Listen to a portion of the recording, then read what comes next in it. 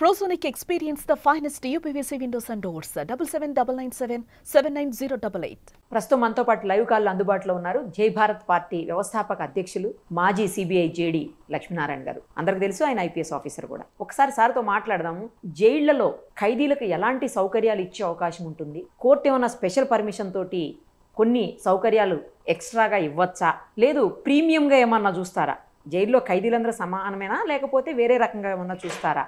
అసలు ఎలా ఉంటుంది? ఈ విషయాలన్నీ ఎందుకు అడగాల్సి వస్తుందంటే ఇప్పుడు సార్ను మనకు తెలుసు ఎంపీ మిథున్ రెడ్డిని అరెస్ట్ చేశారు, ఆయన జైల్లో ఉన్నారు.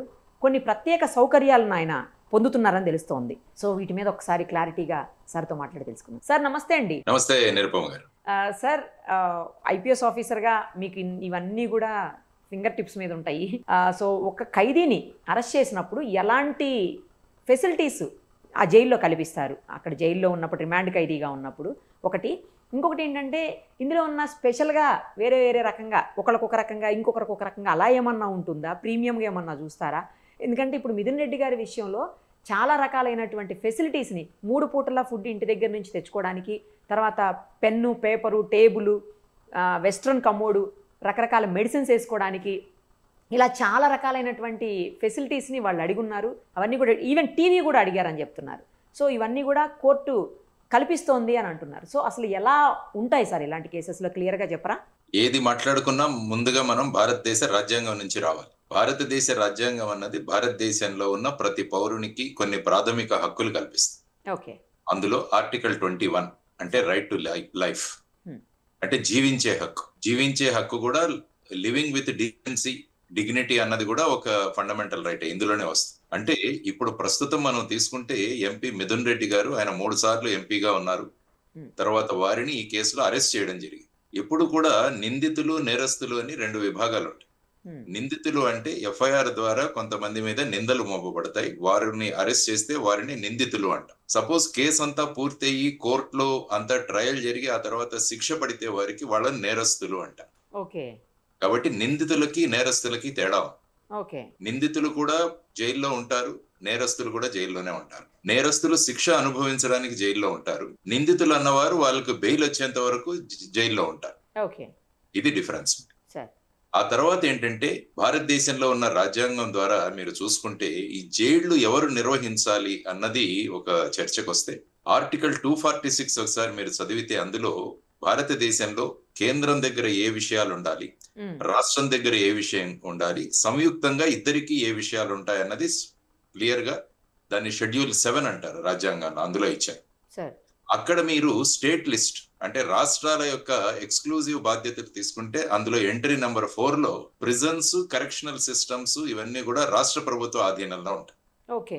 అంటే జైళ్లు అన్ని కూడా రాష్ట్ర ప్రభుత్వం యొక్క కంట్రోల్లో ఉంటాయి. ఇది మనకు తెలియాల్సిన ఒక విషయం. ఆ తర్వాత ముఖ్యంగా మనం తెలుసుకోవాల్సిన విషయం ఏంటంటే ఒక వ్యక్తి స్వేచ్ఛగా తిరుగుతున్నాడు సమాజంలో, ఆ వ్యక్తిని నీ మీద ఈ విధమైన ఎఫ్ఐఆర్ రిజిస్టర్ అయింది, నిన్ను అరెస్ట్ చేయడానికి మా దగ్గర తగిన ఆధారాలు ఉన్నాయని చెప్పేసి పోలీసు వారిని అరెస్ట్ చేస్తారు. అంటే ఆ వ్యక్తికి ఉన్న ఫ్రీగా తిరగడం, ఎక్కడికైనా వెళ్ళడం, ఏదైనా మాట్లాడడం, ఇవి బేసిక్ గా ఫండమెంటల్ రైట్స్.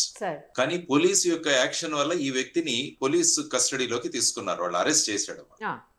దానివల్ల అతని బేసిక్ ఫండమెంటల్ రైట్స్ ఏవైతే ఉన్నాయో అవన్నీ కూడా ఎఫెక్ట్ అయ్యాయి. కాబట్టి ఆ వ్యక్తిని అరెస్ట్ చేయడానికి పోలీసులకు అధికారం ఉంది. పోలీసులు కేవలం 24 గంటలు మాత్రమే ఆ వ్యక్తిని తమ దగ్గర నిర్బంధించగలరు. ఈ 24 గంటల లోపల ఆ వ్యక్తిని కోర్టులో ప్రొడ్యూస్ చేయాలి. కాబట్టి కోర్టులో ప్రొడ్యూస్ చేసిన తర్వాత అప్పుడు అక్కడ ఉన్న మెజిస్ట్రేట్ గారు తన దగ్గర ఉన్న పేపర్లు, తర్వాత రిమాండ్ రిపోర్ట్లు ఇవన్నీ చదివిన తర్వాత ఈ వ్యక్తిని పోలీసులకు ఇవ్వాలా, జ్యుడిషియల్ కస్టడీలో పెట్టాలా అన్నది నిర్ణయిస్తారు. సపోజ్ ఆ వ్యక్తిని జ్యుడిషియల్ కస్టడీకి పంపించాలి అంటే మెజిస్ట్రేట్ తన కస్టడీలో తీసుకున్నాడు, జ్యుడిషియల్ కస్టడీ. అంటే ఇప్పటి వరకు పోలీసుల దగ్గర ఉన్న వ్యక్తి జ్యుడిషియల్ దగ్గరికి వెళ్ళాడు. ఓకే. మరి జ్యుడిషియల్ అంటే కోర్టులోనే పెట్టలేరు కదా ఈ వ్యక్తిని. ఆ వ్యక్తిని జైలుకు పంపిస్తారు. జైలుకు పంపించిన తర్వాత అక్కడ ఉన్న ప్రిజన్ అథారిటీస్ ఎవరైతే ఉంటారో ఆ వ్యక్తిని తీసుకుంటారు. జైళ్లు ఎలా నడపాలి, జైళ్లు ఎలా ఉండాలన్న దానికి ప్రిజనర్స్ యాక్ట్ 1894 అన్నది ఒక చట్టం. 1894లో ఈ చట్టం చేయబడి, అంటే అక్కడ వాళ్ళు ప్రిజనర్స్ ని 3 రకాలుగా కేటగిరీస్ లో చేస్తారు. ఒకటి వచ్చేసి అండర్ ట్రయల్ ప్రిజనర్స్. ఇప్పుడు ఏదైతే మనం మాట్లాడుకుంటున్నాం ఆ సబ్జెక్టు, వాళ్ళు ఇంకా వాళ్ళ మీద ట్రయల్ కండక్ట్ చేయలేదు కాబట్టి అండర్ ట్రయల్ ప్రిజనర్స్ అంటాం వాళ్ళు. రెండవది వచ్చేసి కన్విక్టెడ్ ప్రిజనర్స్. ఎవరికైతే శిక్షలు పడిన వాళ్ళు వేరే కేటగిరీగా ఉంటారు. ఆ తర్వాత సివిల్ ప్రిజనర్స్ అని కూడా ఉంటారు. అంటే వాళ్ళు ఈ కోర్ట్ మార్షల్స్ గాని, లేకుంటే ఫర్ ఎగ్జాంపుల్ కోర్టులో ఏదైనా గొడవ చేస్తే వాళ్ళని బయటికి పంపించడం, ఇలాంటివి కొన్ని ఉంటాయి. వాళ్ళని సివిల్ ప్రిజనర్స్ అంటారు. కాబట్టి మనం బేసిక్ గా ఈ రెండు విషయాలు తెలుసుకుంటే under trial prisoners and convicted prisoners. ఇప్పుడు మిథున్ రెడ్డి గారు అండర్ ట్రయల్ ప్రిజనర్. ఆయన ఇప్పుడు జ్యుడిషియల్ కస్టడీలో ఉన్నారు. ఆయన మీద ఉన్న నిందలన్నీ కూడా ఫైనల్ గా రేపు కోర్టులో గనక సిద్ధమవుతే నిందితుల నుంచి నేరస్తుల దగ్గరికి వస్తారు. నేరస్తులకు మీరు చూస్తే వాళ్లకు జైలు యూనిఫామ్ ఉంటుంది, వాళ్లకు వేరే బ్యారెక్స్ ఉంటాయి. వాళ్లతో మనం సినిమాలు చూపించినట్టు రాళ్లు కొట్టించడం, కన్స్ట్రక్షన్ చేయడం, ఇలాంటివన్నీ చూపిస్తుంటారు మనకు. తర్వాత అక్కడ కూరగాయలు పండించడం, ఇవన్నీ కూడా వాళ్లతో చేయిస్తారు నేరస్తులతో. నిందితులకు అలాంటిది ఇచ్చే అధికారం లేదు ఆ మాన్యువల్ ప్రకారం. నిందితులను బ్యారెక్స్ లో పెట్టాలి, వాళ్ళకు తిండి పెట్టాలి, మిగతావన్నీ కూడా ఇవ్వాలి. అందువల్ల తెలియాల్సింది ఏంటంటే నిందితులు అన్న వారికి టెంపరీగా వాళ్లకు ఉన్న హక్కులు ఏవైతే ఉన్నాయో వాటిని రెస్ట్రిక్ట్ చేయడం జరిగింది. తరువాత వాళ్ళ సోషల్ స్టేటస్ ఎలా ఉంది అన్నది కూడా కోర్టులు పరిగణలోకి తీసుకుంటారు. అంటే ఆ వ్యక్తి ఆర్థిక పరిస్థితి ఏంటి, ఆ వ్యక్తి యొక్క లైఫ్ స్టైల్ ఏంటి, ఇవన్నీ చూసి వారికి వాళ్ళ లైఫ్ స్టైల్ కు సంబంధించిన విధంగా, అంటే అట్లా 5 స్టార్ ఇలాంటివి క్రియేట్ చేయలేరు, ఉన్న వాటిలలో ఫెసిలిటీస్ ఇవ్వడానికి చేస్తారు. ఎందుకంటే వాళ్ళు ఇంకా నేరస్తులు కాదు, నిందితులు.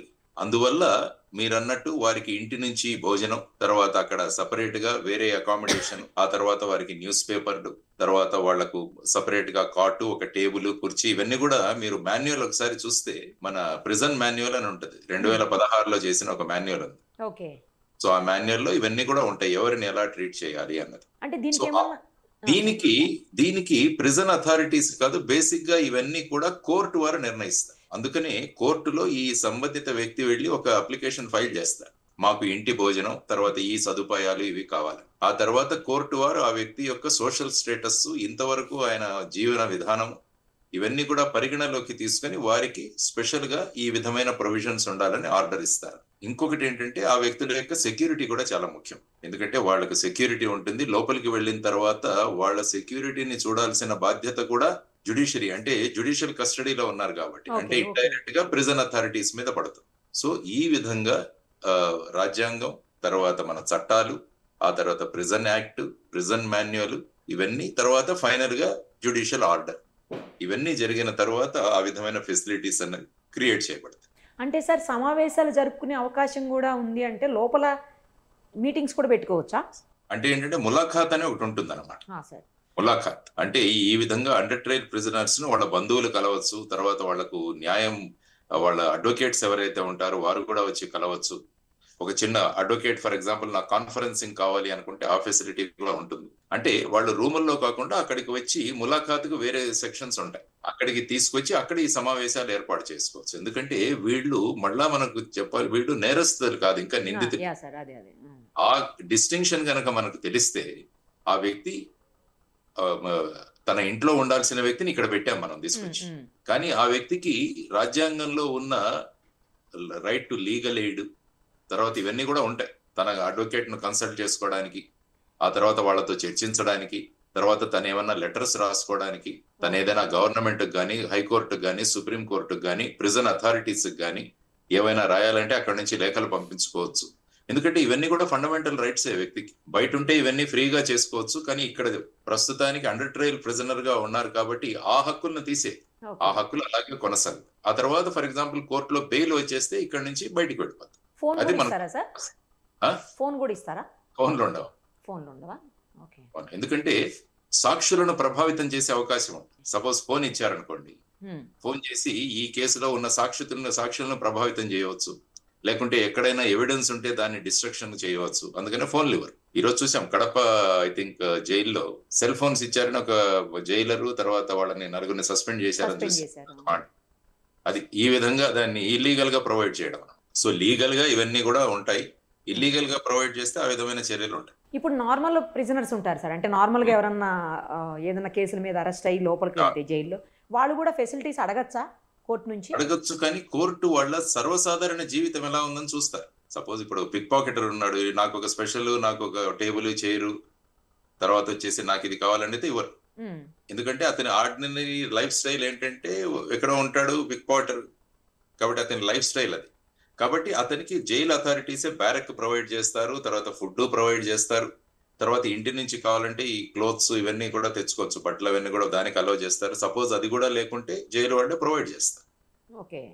సో ఇవన్నీ ఉంటాయి. అంటే వ్యక్తి యొక్క సర్వసాధారణ జీవితము, ఆ వ్యక్తి యొక్క లైఫ్ స్టైల్, ఇవన్నీ కన్సిడరేషన్ లోకి తీసుకుని కోర్టు ఆదేశం ఇస్తుంది. అంటే కొంతమంది అంటున్నారు ఓన్లీ పొలిటికల్ వాళ్ళకే ఇస్తారా ఇలాంటి ఫెసిలిటీస్ అని, అది కూడా డౌట్ ఉంది సార్ అందరిలో. అంటే ఎందుకంటే పొలిటికల్ అంటే వాళ్ళ లైఫ్ స్టైల్ అగైన్, ఓకే, అంటే it is related to life style. వాళ్ళు పొలిటికలా, లేకుంటే ఆర్థిక నేరస్తులా, లేకుంటే ఏదైనా కంపెనీల ఎండీలు, వీళ్ళు కూడా అరెస్ట్ అవుతుంటారు. ఓకే సార్, అవును, కరెక్ట్. వాళ్ళ లైఫ్ స్టైల్ కూడా ఒక విధంగా ఉంటుంది కదా. కాబట్టి ఆ మినిమం ఫెసిలిటీస్, ఎందుకంటే వీళ్ళ మీద ఆపాదించబడిన నిందలు ఇంకా రుజువు కాలేదు. ఎందుకంటే భారతదేశ చట్టంలో ఎలా ఉందంటే every person is innocent till he is proved guilty అంటారు. కరెక్ట్ సార్, అవును. అది మన జ్యూరిస్ప్రుడెన్స్ లో ఒక ప్రిన్సిపల్. కాబట్టి ఆ ప్రిన్సిపల్ అన్నది ఫాలో అవ్వాలి. అందుకనే నేను అంటున్నాను, ఎప్పుడు కూడా బేసిక్ రాజ్యాంగము తర్వాత చట్టాల పరిజ్ఞానం అన్నది అందరికీ ఉండాలి. Correct sir. లేకుంటే ఏముందంటే రకరకాలు చెప్తారు, ఈ పార్టీ కాబట్టి అది ఇచ్చారు, ఆ పార్టీ కాబట్టి అది ఇచ్చారు, కేంద్రం ఇచ్చారు, ఇవన్నీ కూడా ఉంటాయి. అందుకనే మన పాఠ్యాంశంలో 6వ తరగతి నుంచి PhD వరకు కూడా ప్రతి పెట్టాలి సార్. మీరు రాజ్యాంగం అన్నది, తర్వాత చట్టాలు అన్నవి కూడా ఒక పాఠ్యాంశంగా చెప్పాలి. ఎవరైనా ఇంజనీర్లు కావచ్చు, డాక్టర్లు కావచ్చు, ఎవరైనా కనీసం ప్రాథమిక సూత్రాలు తెలియాలి.